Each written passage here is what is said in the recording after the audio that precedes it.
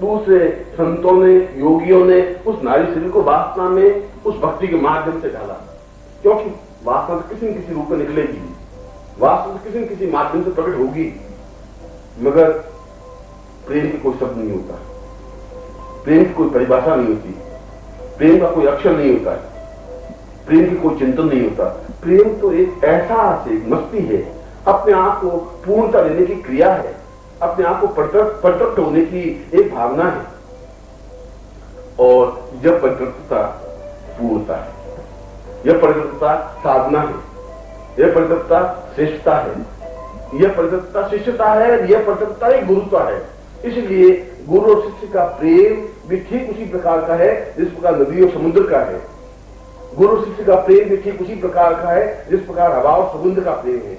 गुरु शिष्य का प्रेम भी ठीक उसी प्रकार का है जिस प्रकार का उस धरती और उस वर्षा की फुहार का है, क्योंकि बिना फुहार के उस धरती की कोई कल्पना नहीं है, और फुहार के पर्दे पर धरती अपने आप में सुगंधित उठती है, महक उठती है, वह अपने आप में एक प्रतप्त उठती है, एक सुगंध का एहसास होने लगता है।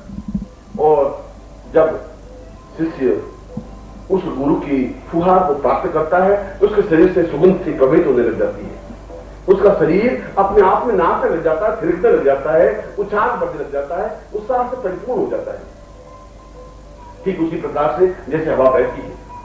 और इसीलिए मैं कहता हूं कि मैं सुगंध का झोंका हूं और मैं तुम्हें अपने सीने से लगाने के लिए आतुर हूं, अपने आप में लीन करने के लिए आतुर हूं, अपने तन मन में प्राणों में बसाने के लिए आतुर हूं, मगर इससे भी ज्यादा जरूरी है कि मैं तुम्हारे शरीर में, तुम्हारे प्राणों में अपने आप को भर लूं।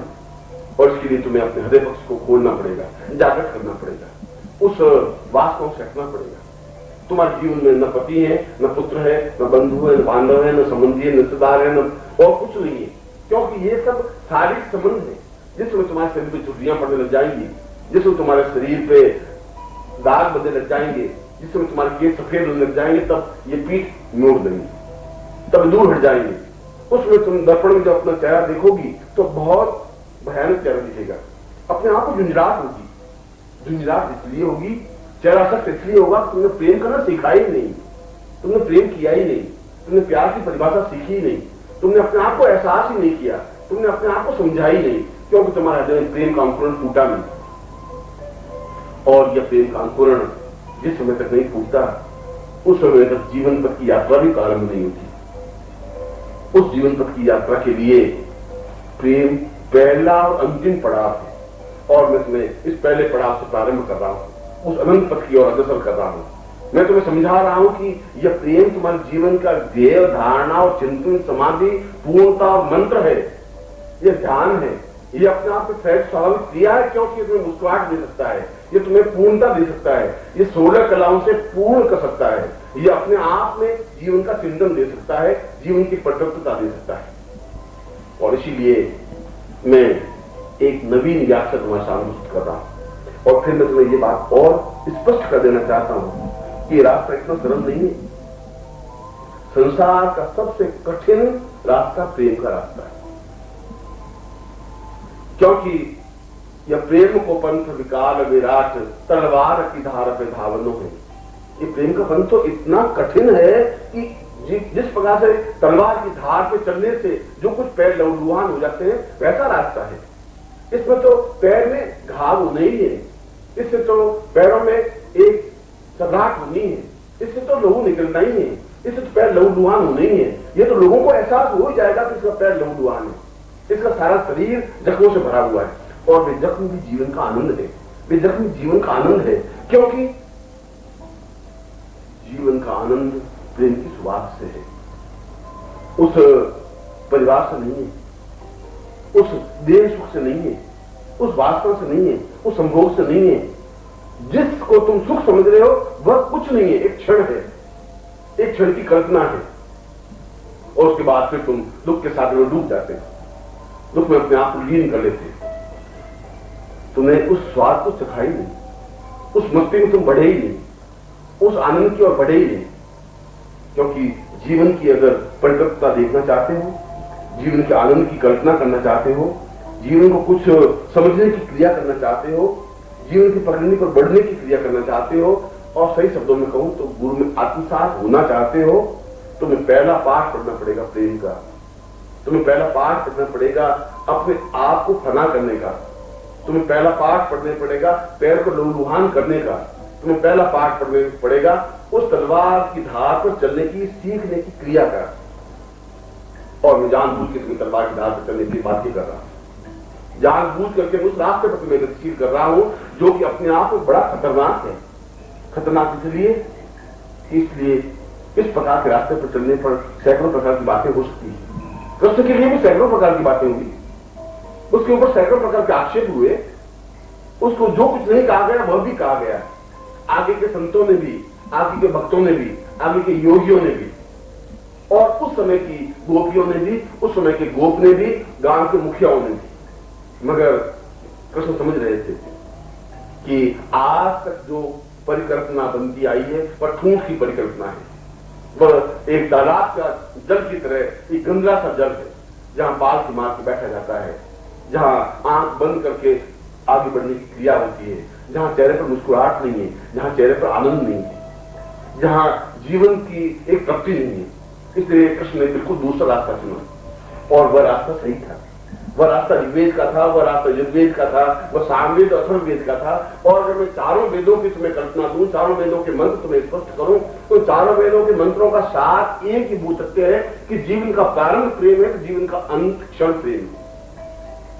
मगर हम प्रेम की परिभाषा को समझे ही नहीं तो फिर जीवन तो ठूंठ बन के रह ही जाएगा, जैसा कि तुम जीवन जी रहे हो, जैसा कि जीवन चल रहा है, जैसा कि जीवन तुम्हारे गतिशील हो रहा है। ये जीवन नहीं है।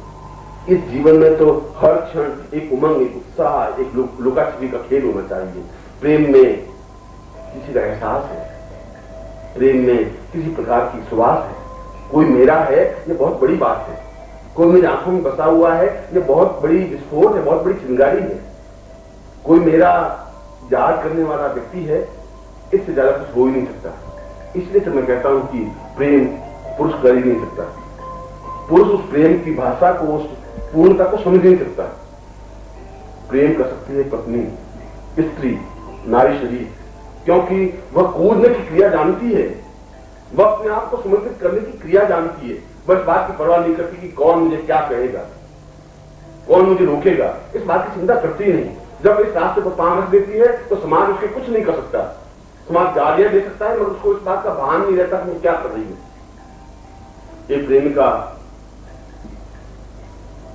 अपने रास्ते पर जा रही थी, उसके प्रेमी ने उसको कहा था कि ठीक 12 बजे अमुक स्थान पर मैं तुम्हें मिलूंगा, और 12 बजे में केवल 3 मिनट बाकी। घर वाले बंधन, मां बाप की नजर उस पर, मगर प्रेमी की आंख में तो केवल प्रेमी बसा हुआ था। उसके आंख में दूसरी को बात, चिंतन को, तर्क को, तथ्य को, चिंतन विचार डालना थी नहीं। यह नहीं था कि कोई मुझे देख रहा है, कह रहा है, रोक रहा है, क्योंकि उसकी तो एक लक्ष्य, एक वेद प्रेमी था। उससे मिलना है, उससे बात करना है, उससे अपने आप को समा देना है।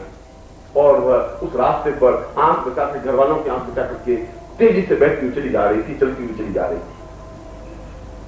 दोपहर का समय, मार्ग में अकबर चादर बिछाए हुए, नमाज का समय हो गया। अकबर ने कहा कि यहीं पर नमाज पढ़ ले। वो 5 बार नमाज पढ़ता था। उसने घुटने देख करके अपने अल्लाह को स्मरण करना शुरू किया कि तभी उस चादर पर पांव रखती हुई प्रेमिका बहुत तेजी के साथ बह गई, बढ़ गई। अकबर को बहुत गुस्सा आया। उसने कहा कितनी मूर्ख बेहया लड़की है, ये स्त्री है, इसको ये मालूम नहीं कि खुदा की इबादत कर रहा हूं, इसको ये मालूम नहीं चादर बिछी हुई है, इसको ये मालूम नहीं कि ये इस हिंदुस्तान का राजा यहां पर बैठा हुआ नमाज कर रहा है।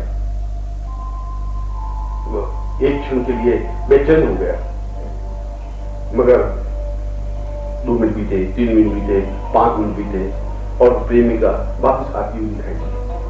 अब उसकी चाल में तेजी नहीं थी, अब उसकी चाल में दौड़ने की क्रिया नहीं थी। अब वह एक मंत्र गति, एक मंत्र नदी की तरफ बह रही थी, बहुत धीरे धीरे, आनंद से गुनगुनाती हुई, मस्त होती हुई।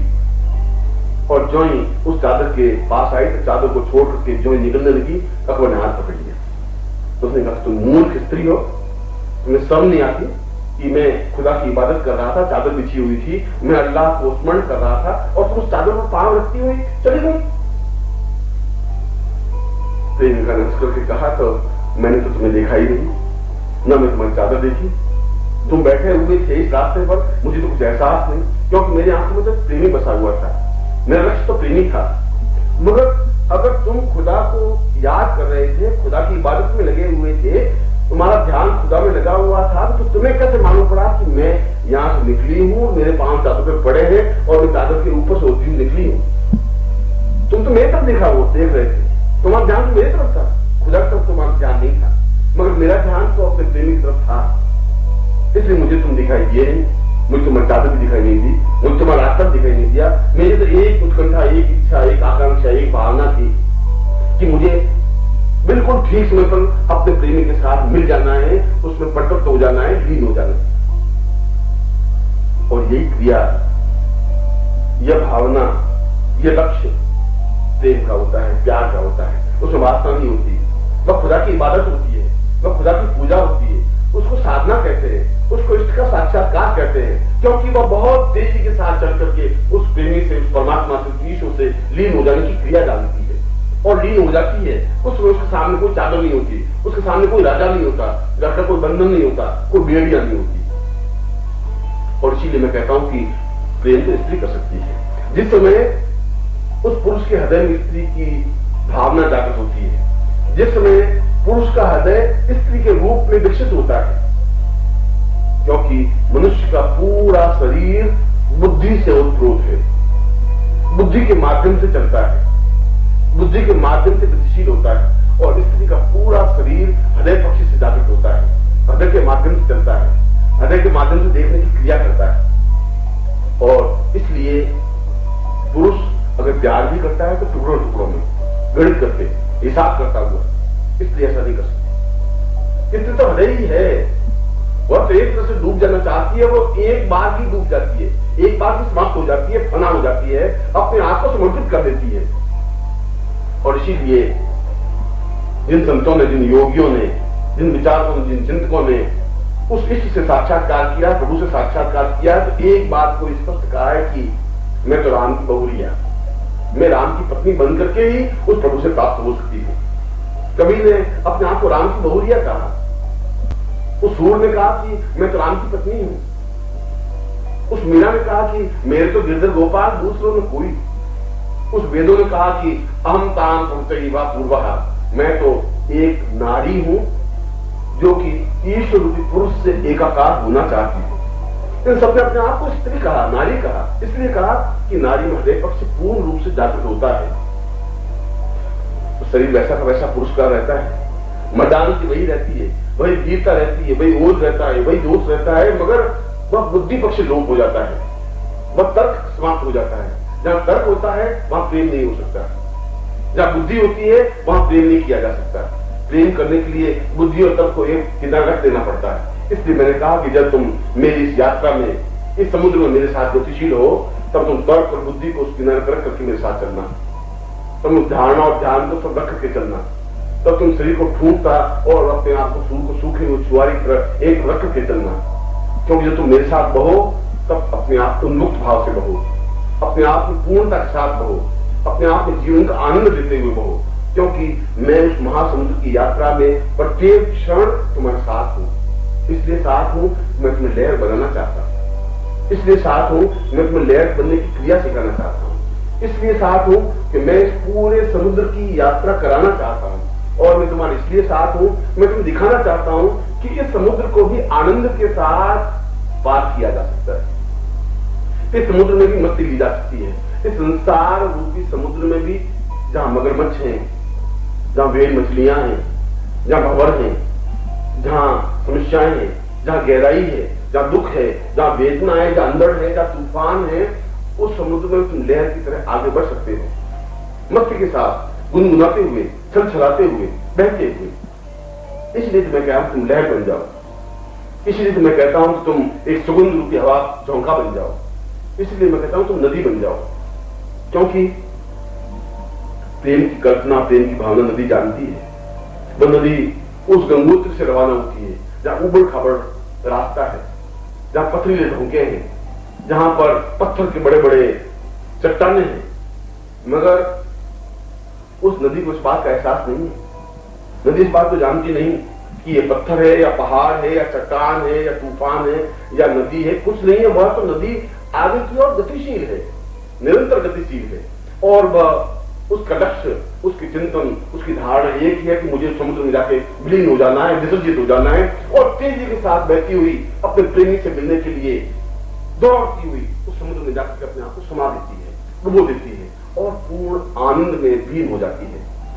और जिस समय तुम पूर्ण लीन होना चाहो, जिस समय तुम इष्ट से साक्षात्कार करना चाहो, जिस समय तुम प्रभु को प्राप्त करना चाहो, जब तुम गुरु में एकाकार होना चाहो, जब तुम साधना और सिद्धियों को पूर्णता प्राप्त करना चाहो, उसमें तुम लहर बनकर के मेरे साथ बहो, उसमें तुम प्रेम की परिभाषा सीखो।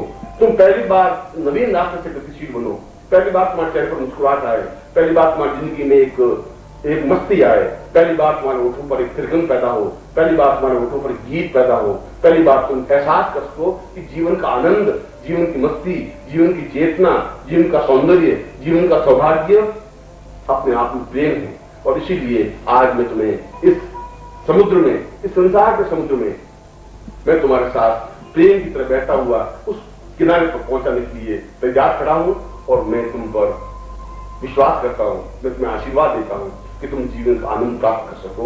मैं एक बात पुनः आशीर्वाद देता हूं।